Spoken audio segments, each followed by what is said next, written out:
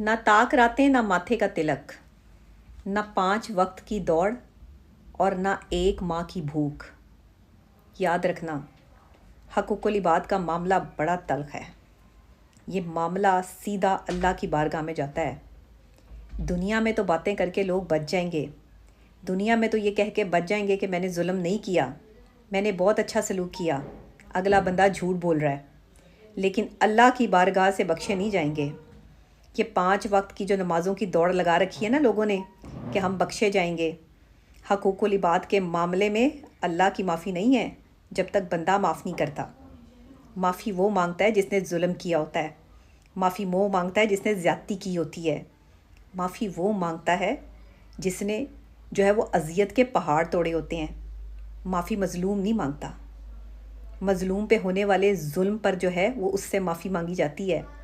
دنیا کا یہ رواج نہیں ہے کہ جس ظلم کو جو ہے وہ کیا گیا ہو، جس مظلوم پہ کیا گیا ہو، اسے پریشرائز کیا جائے کہ معافی مانگو۔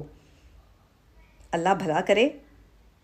حقوق العباد کا معاملہ بڑا کٹھن ہے، اللہ سے ڈرنا چاہیے۔ میں نے اپنا معاملہ بھی اللہ پہ چھوڑ دیا ہے۔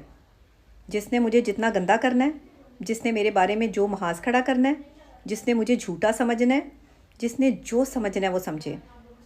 میں سچی ہوں، میں اپنے رب کو حاضر ناظر جان کے کہتی ہوں، میں کوئی خود سے نہیں آئی، مجھے نکالا گیا ہے۔ مجھے جس ذہنی اذیت سے گزارا گیا، جو تکلیفیں دی گئیں، میں اپنے رب کو حاضر ناظر جان کے کہتی ہوں میں نے کوئی تماشا نہیں کیا۔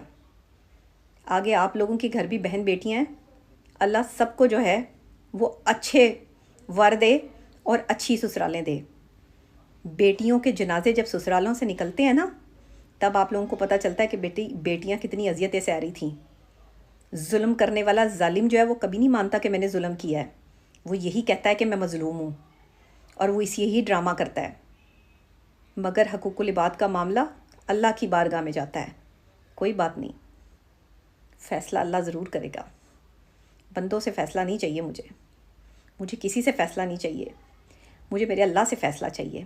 میرے اللہ نے دیکھا ہے، جو میرے ساتھ ہوا ہے وہ میرے اللہ نے دیکھا ہے، ٹھیک ہے نا؟ کوئی ثبوت نہیں ہوتے ذہنی تشدد کے، کوئی ثبوت نہیں ہوتے۔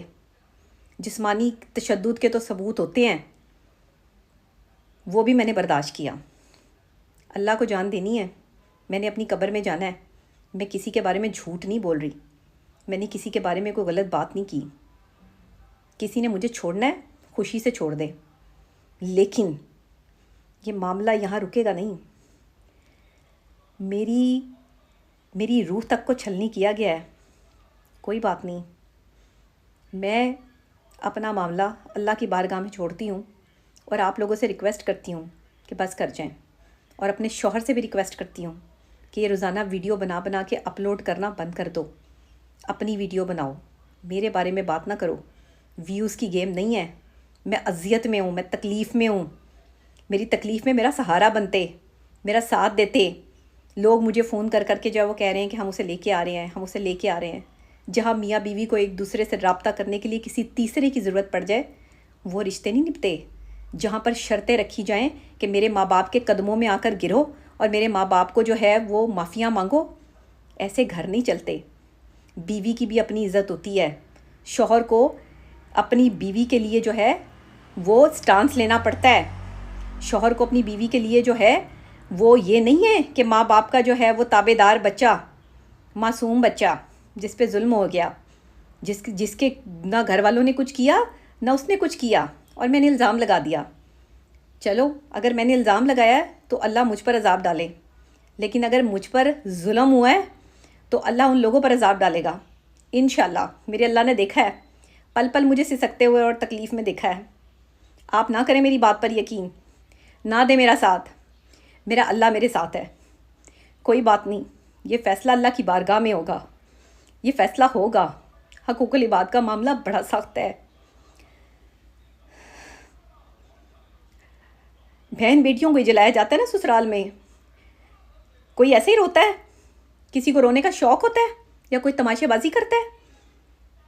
اللہ جو ہے وہ آپ کی بہن بیٹیوں کے جو ہے نا ان کے شوہر اچھے دے، ایسے شوہر اور ایسی سسرال نہ دے کسی کو کہ جو ظلم کر کے بھی کہیں کہ ہم نے کچھ نہیں کہا۔ کوئی بات نہیں، اللہ مالک ہے۔